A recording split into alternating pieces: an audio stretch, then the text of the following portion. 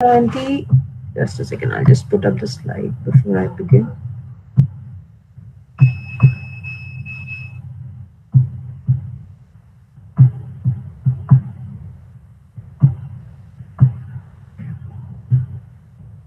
So, Dr. Abhinarayan Mohanty is from Bhubaneswar, Orissa.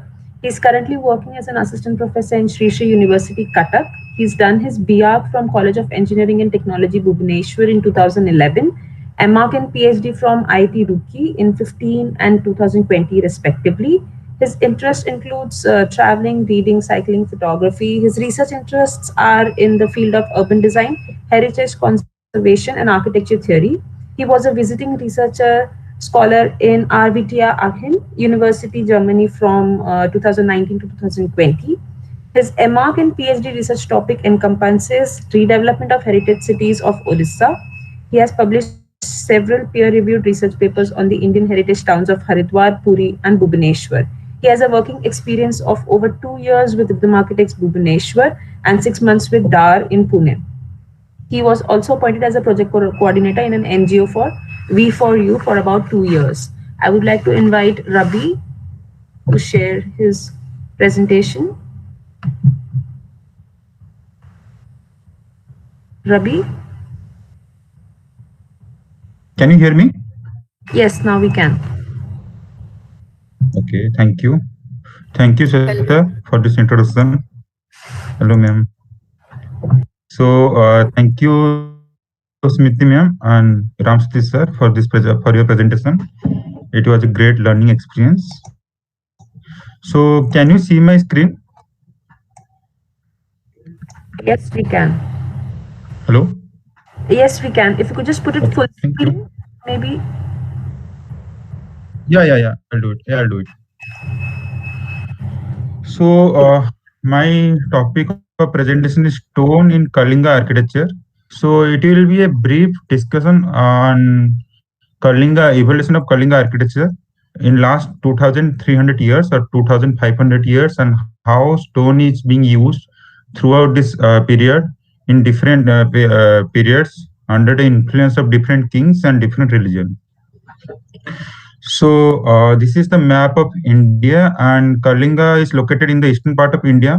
Mostly in present day, Odisha is coming under this region, and the eastern part of Kalinga, that is, or the eastern part of Odisha, it was the most advanced advanced settlement of this region due to its close contact with Bay of Bengal, and this eastern Kalinga region is working as a political, social, and religious hub for this Odisha for last 2000 years. So here I am showing the minerals and the presence of different minerals in Odisha. We all know that Odisha, Jharkhand have rich depository of mines, that is coal, iron. Also, there are other mines like bauxite and copper. Here in the eastern part of Odisha, we have a great repository of laterite stone and some sandstone. So due to rich availability of this stone as a building material in the eastern part of Odisha, so this material is used throughout history for different buildings. We'll discuss them in coming slides. So a small description about Kalinga kingdom. This description of Kalinga cities were mentioned in textbook like Mahabharata and Rigveda. Buddhism was introduced in Kalinga during Buddhism was introduced in Kalinga during the time of Lord Buddha.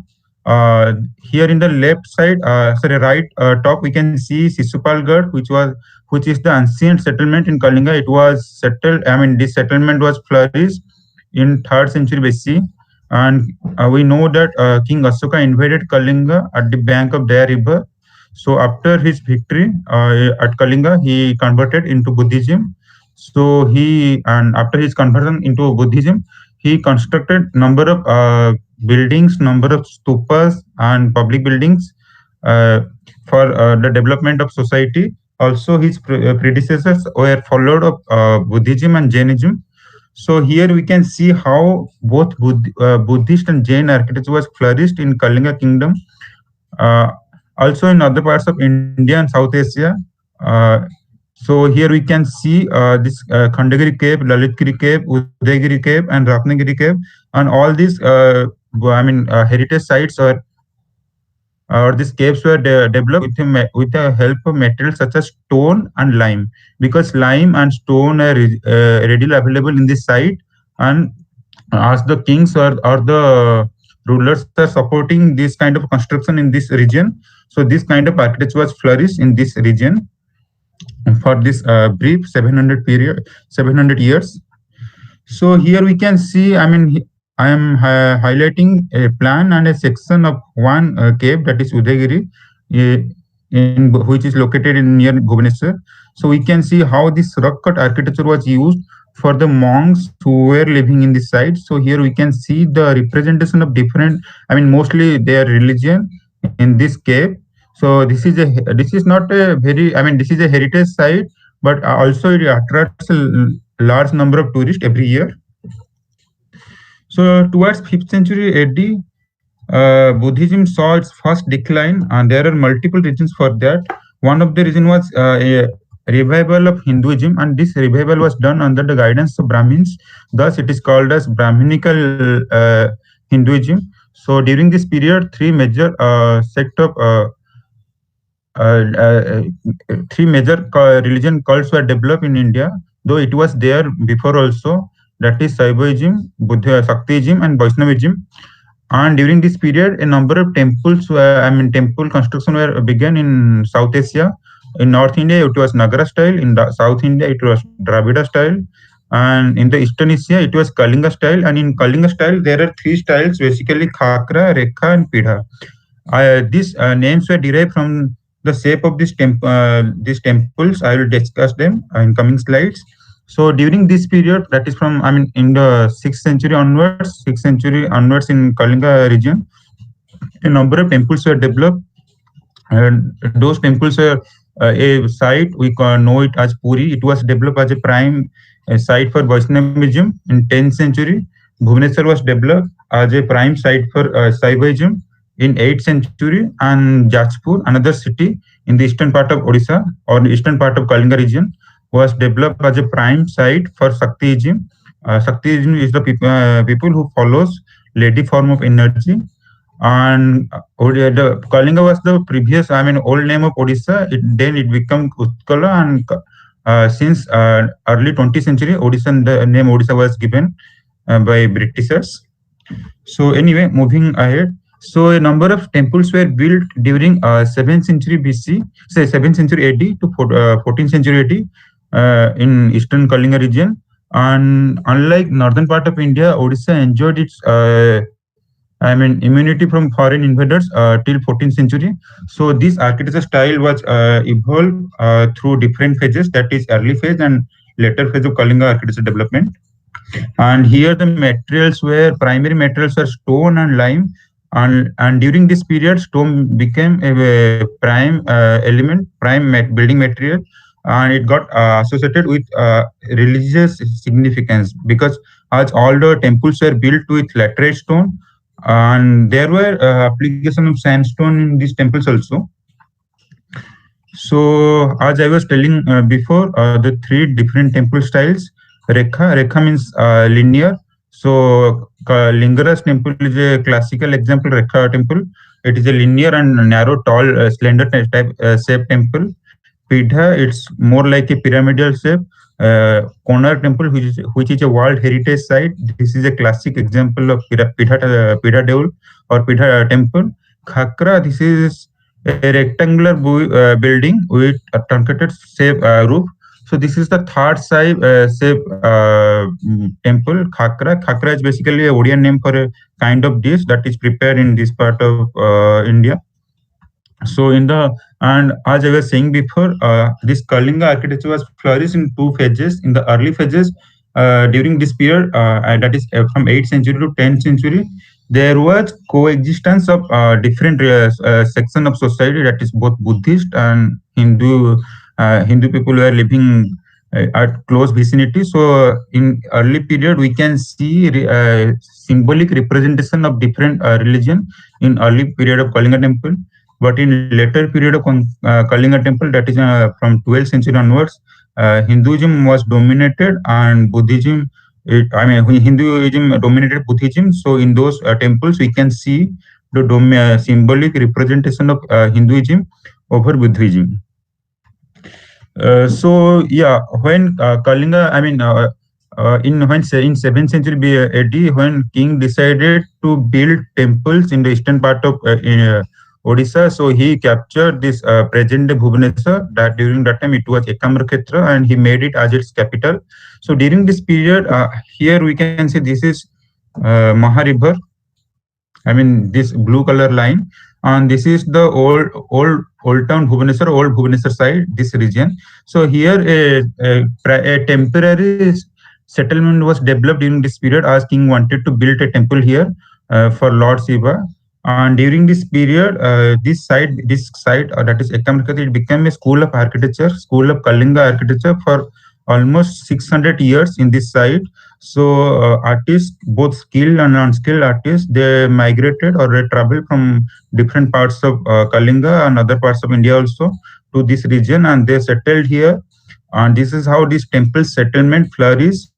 And during this period, initially they were making scale models. Here we can see some of the remaining scale models of early Kalinga temple, and this was one of the finest example of Kalinga temple. This was same as we do today. First, as in architecture, we prepare a scale model, and after we finalize that design, we prepare this one-to-one scale building. So the same thing was happening 1500 years back or 1400 years back. So they were preparing scale models. And remember, stone is a precious material, and you have to dig it out from ground. So there are literature is suggesting there are some evidence uh, which is saying that some of the Asoka pillars or Buddhist pillars were converted to temple. The materials are reused in temples. There can be any angle for that, but the most simplistic reason would be the material was limited and they wanted to reuse material, which I believe is the most logical answer for this area, because all this development was happening in the close vicinity of Bhubaneswar, present day Bhubaneswar, Puri, Jajpur, this region. So here, as I was saying before, in the early period of Kalinga temple, we can see representation of representation of different religion, that is both Buddha and Jaina in temples. So here we can see how different symbols or different religions are represented in temple of this during this period. However, in later period, during 12th century AD, when Hinduism dominated Buddhism, so this is one explanation of how why this lion is a dominating elephant, because lion is a symbolic a symbolic animal in Hinduism, and elephant is the symbolic animal in Buddhism. So some historians, during my interview, some historians, they said that this image was done to represent that Hinduism during this period, Hinduism has dominated Buddhism. So these two images were captured from Lingaras temple, which is a prime temple for Lord Shiva, and the right side image is from Konark temple, which is a World Heritage Site. Konark temple was built in 11th century AD for Lord Surya. So moving ahead, I would like to show this image. Here we can, this image shows a typical section of section of a typical temple. So here we know that the temple was built with material like stone and lime. So how the thickness was varying in roof and in wall, also in foundation, because during this period the only material used was stone, and the stone, the thickness was used to support or to increase the longevity of the building or the temple. Also, still today, researchers are trying to understand how this material was, transformed from Khordha to Puri, because the distance would be around 100 kilometer, and they transfer a huge amount of material, because Puri doesn't have a good quality of stone, whereas Khordha and Noagarh, that are located near Bhubaneswar, they have a good quality of laterite stone. So this section shows a typical section of a temple, of Kalinga temple. So here I have three images which are which are showing the detailed artistic and architectural representation of temple. In the left side, it is from a simple temple. I mean, the center is the classical temple of Kalinga architecture, which has so many detailing and representation of so many figures. In the left image, it has simple step and some urusunga. This is one of the simple style of Kalinga temple, and the right image also having some urusunga, but this temple is not that significant comparing to the middle one and the left one. So these are three different type of temples which are used in, I mean, which are there in this eastern part of Odisha, these Kalinga temples, and all these styles where, I mean, all the temples are built with stone. So now we have to understand that there are, I mean, the once this king was supporting the construction of this temple, so he brought this skilled labor or this skilled karigar from different parts of India. And in India, we all know that we have caste system based on our work. So in India, I mean in Odisha, we have this Maharana community who are traditionally the craftsmen, or they are the people who does all this craftsman job with materials such as stone, timber, and others also. So when, during that period, when king supported their settlement near this temple sites, so, and he supported generously through resources, through land and others. So this school was flourishing. This Kalinga School of Architecture was flourishing in around all the major temple sites in Odisha. So here I would like to show you some of the detailing of Kalinga architecture. In the right side image, you can see how stone is being joined uh, with lime, and these are the images of some of the detailing work of classical Kalinga temple. And all these works were done with I mean primitive tools such as chisel and hammer. These are some of the other images which represents the classic Kalinga style art and architecture which are represented in these temples. Unfortunately, when Odisha was invaded in 15th century, I mean when Mughal and invaded Odisha in 15th century, they defaced many statues because of their religious belief. However, during this period, many temples were damaged, and images of these so valuable statues or sculptures were destroyed during this period. In a recent time, ASI is working hard to restore some of these structures, but still it is difficult to achieve that kind of expertise or that kind of matureness. So these are also some of the images of this classic Kalinga art and sculpture, which are captured from these temples. And these images are collected from state museums. So here I want to highlight one fact that majority of these sculptures were done between 3rd century BC, sorry, 3rd century AD to 9th century AD. And we all know that religion, I mean, art was always influenced by religion, and there is a direct relation between art and religion. So in India, when Hinduism revived. So during that time, three major sect of religion flourished. That is, one is this Saivaism, second one is Vaishnavism, third one is Shaktism. So there were many structures or many statues are built for these three cults. So here we can see many images for Lord Shiva, Lord Vishnu, and Lord Shakti. Whereas the previous sculptures were designed or developed, which were representing Lord Buddha. So a clear relation was established between art and religion, and it was funded by the kings and the rulers or the aristocrats. In 16th century, sorry, in 15th century AD, when Hinduism became so rigid, so during that time, a number of saints traveled throughout India. Saints like Saint Sant Kabir, Guru Nanak, Chaitanya, they traveled the whole South Asia to bring a universality in South Asia. So when they were traveling, so a number of mud were built for those saints. So a number of mud were built in these heritage sites. So here we can see a Punjabi mud, a mud for this Punjabi mud was built for Sant Guru Nanak, and another mud in the right top was built for Sant Chaitanya. So all during this period, the emphasis was more on construction of mud, because during this period Mughal had invaded India, sorry, Odisha. So this development of Kalinga architecture was withheld or postponed during this period. However, stone was, I mean, the same artist or same artist community was built, was making this mud with their knowledge. So the same material like stone and lime was used for construction of this mud. And when they came to Odisha, they brought their architectural styles also with them. So here we can see influence of both north and some influence of Bengali architecture in these heritage sites. In 18th century, when British and British and Mughal ruled Odisha, they brought bureaucrats from adjacent Bengal province. So during this period, a bungalow architecture style was developed. This bungalow architecture has influence of both traditional Kalinga architecture. It has influence of British and Mughal colonial architecture.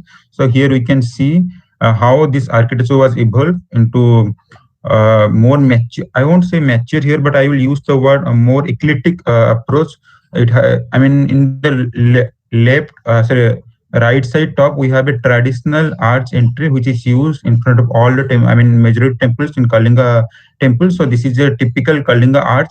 Whereas in other image, we can see some arches which are which can be seen in North India and in other parts also. So during this period, when Mughal and British came to Odisha, they brought their architecture style also to this part. So during this period, major sites were Cuttack, Puri, Baleswar, Bhadra, and during this period, the majority of the buildings were either residential or public, and the used materials were stone, brick, timber. And here, during this period, stone was basically used for foundation and structural work. So there are some remainings of old buildings which were developed in 18th or 19th century. I was able to find few images. So here we can see beneath the plaster line, there are some, I mean, how this stone was used in construction of these buildings. So currently, as there is demand for high-rise structure in this heritage or tourist sites, so majority of these medieval era buildings or 18th century era buildings are demolishing, and these modern day mixed use buildings are getting constructed in this site. However, some buildings are still there. So here we can see how a simple pattern like stacking of stone above another stone and usage of lime was used during this period, that is in 18th century. In 18th century, when also British came, they brought colonial architecture with them. Also during this period, they were here. They were in South Asia or India for administration. So they built a number of public buildings such as school colleges, collectorate office, railway station. So here we can see some glimpse of colonial architecture, British colonial architecture in eastern Odisha. Cuttack, mostly in Cuttack because Cuttack was the capital of Odisha during this period, and most of these buildings were used as used for administrative and public, and some of our public buildings. Here, the materials used were stone, brick, and timber. And during this period, stone was reduced to foundation and structural, whereas brick was used for more construction.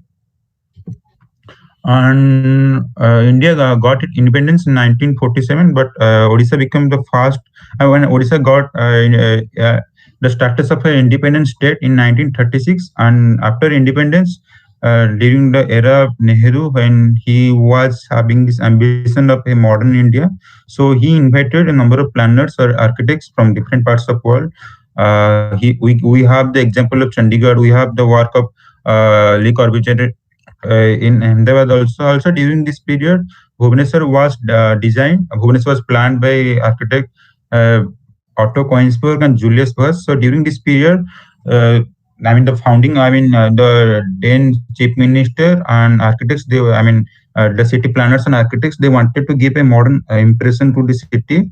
So they tried. I mean at some buildings, and they tried to have the impression of classical Kalinga architecture, but mostly in say, public buildings which were secular in nature. They tried to have modernism style in these buildings. So here in these buildings you can see minimal usage of ornamentation, maximum usage of, I mean, most of these buildings were rectangular in nature and they were having some shading device. So this style was flourished in Odisha or also in other parts of India till 1980s, till India got its economic boom.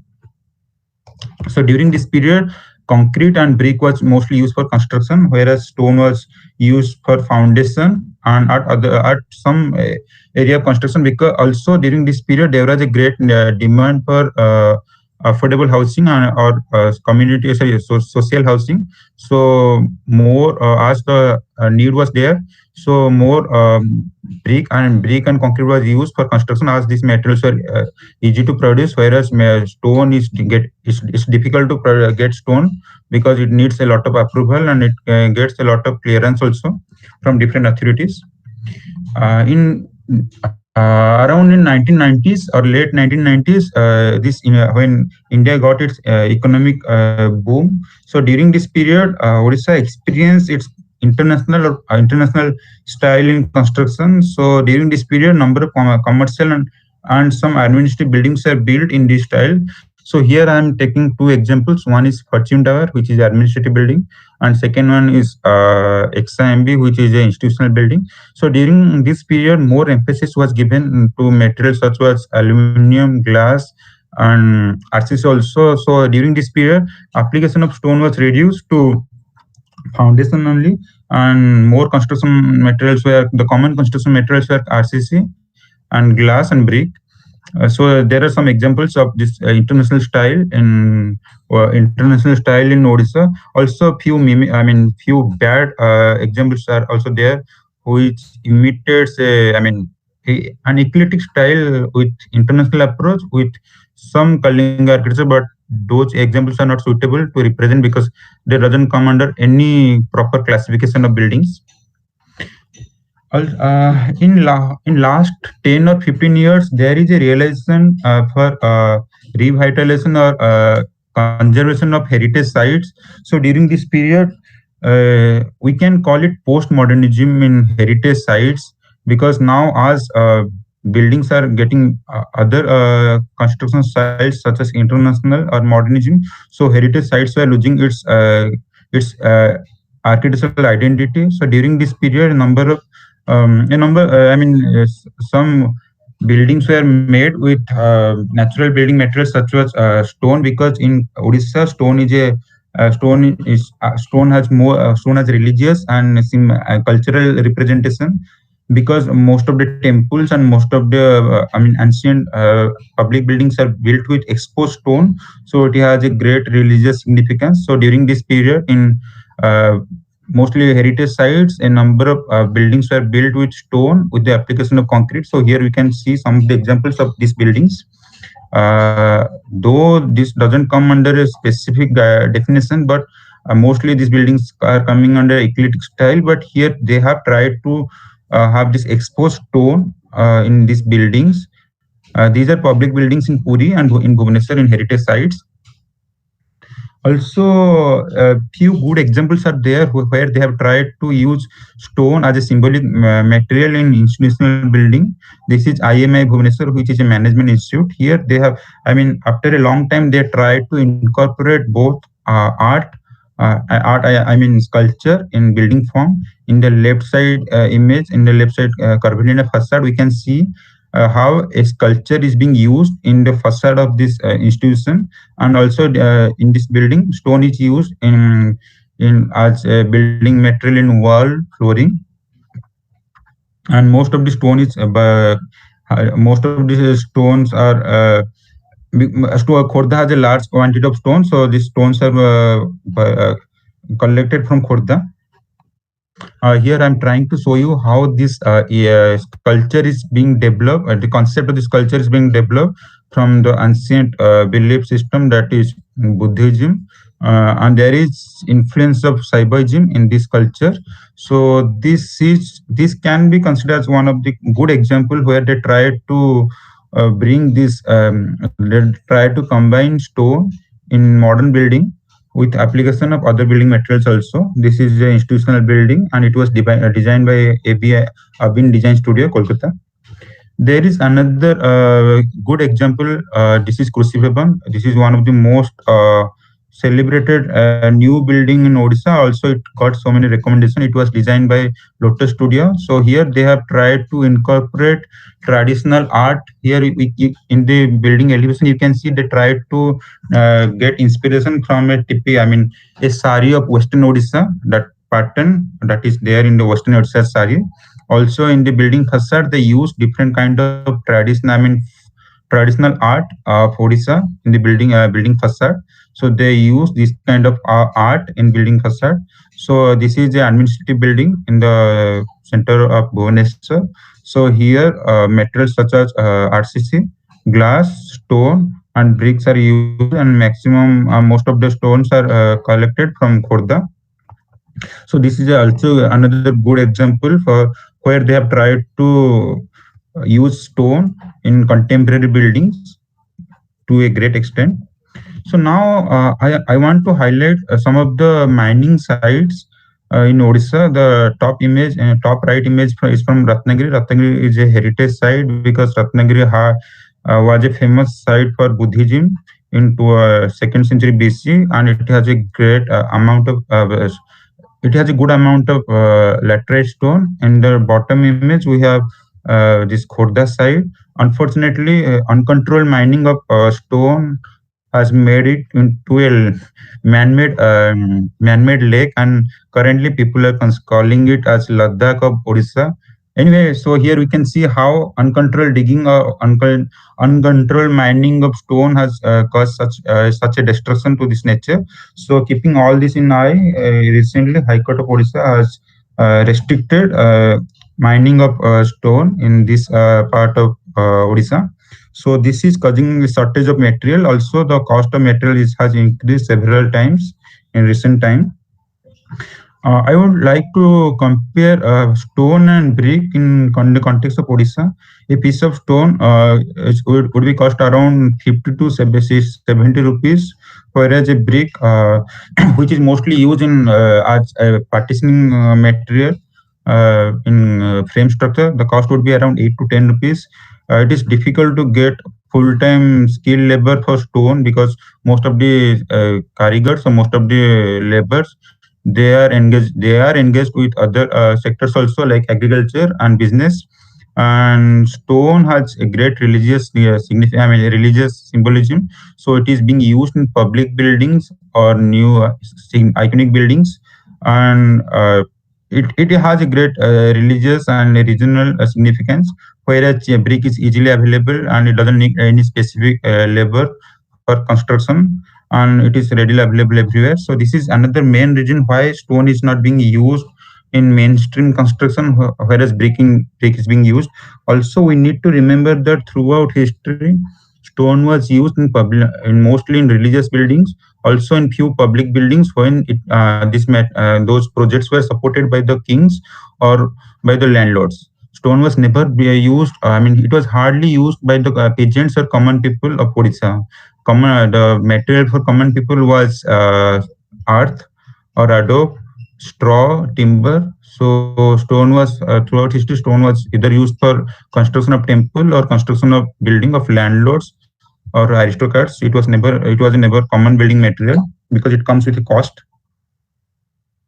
Uh, at present time, few attempts are there to revive this existing or this traditional art.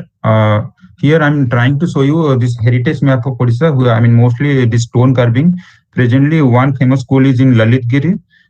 So in the right side image, you can see one of the finest work which is done with stone by this art village. And in the bottom, we have this Sudarshan Vasab.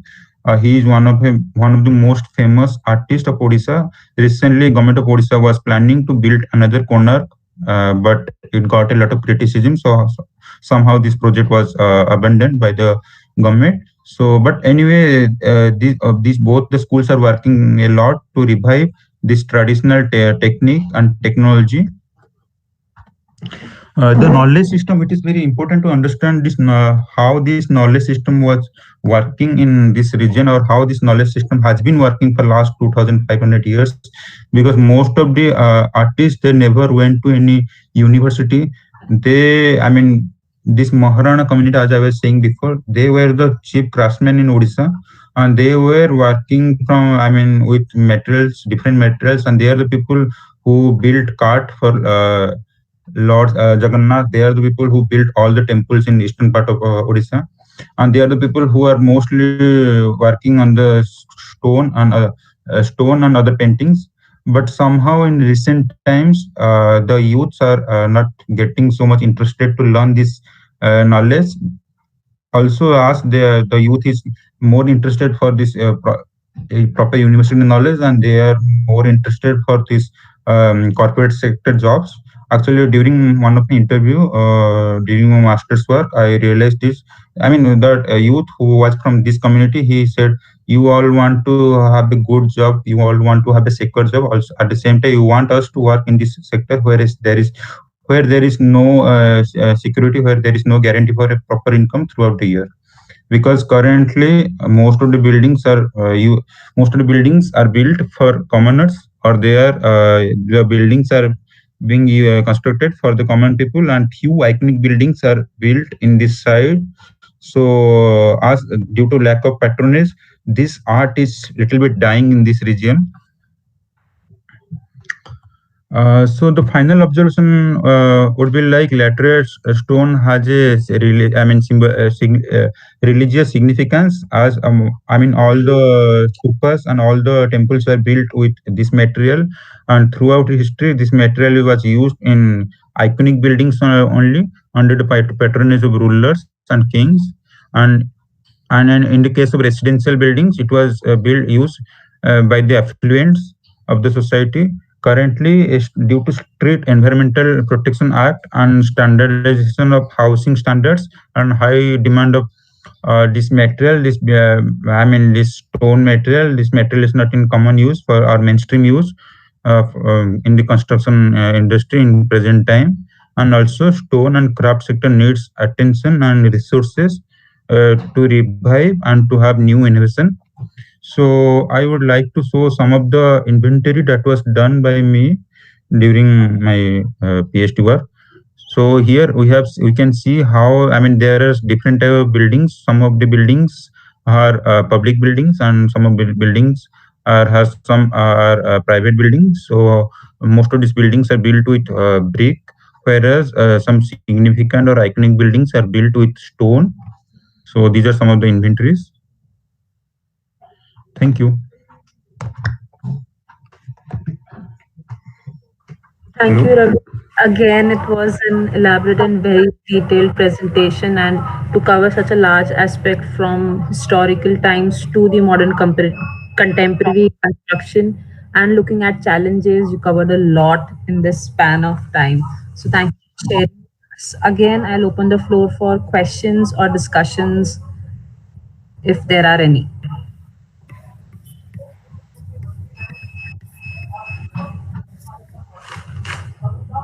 People don't ask questions or share observations here. I'm disappointed. Where is everyone? Uh, Before we engage in a discussion, can I request everybody to just switch on their videos so we could just have a group photograph, please?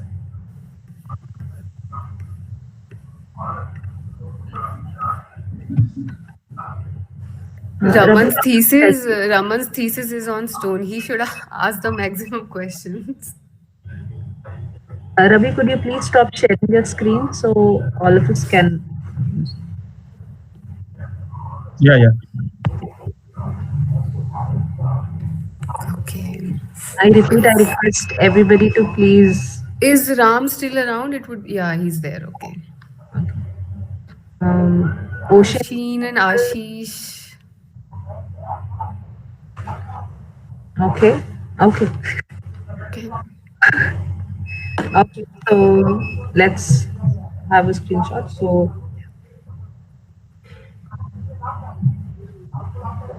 thank you very much. Thank you. Thank you. So discussions. Yeah, anybody can start. Rabi, yeah, I really liked your presentation and the Krushi Bhavan that you showed in Orissa. That's one of my actually favorite projects, and I really like Studio Lotus, their work, and I'm trying to call them for one of our webinars. And what I like about that project is how they have not just nostalgically or romantically seen, stone as a material and the details incorporated, but the way they have integrated the contemporary expression and the way there is a certain regional character and identity to that building, and also um the economy that has been generated for the community which is involved during the making of that building is something that I find really inclusive. So that project is that way very interesting for me. And since you showed a little bit about the craftsmanship in Orissa and how it has a sort of different vocabulary, that's something I wanted to discuss with you. If we could just bring that aspect, in a small documentary, say 8 to 10 minutes, and if you can just help us mobilize those resources, how to interview them, or just procure some clippings they working on the site. So yeah.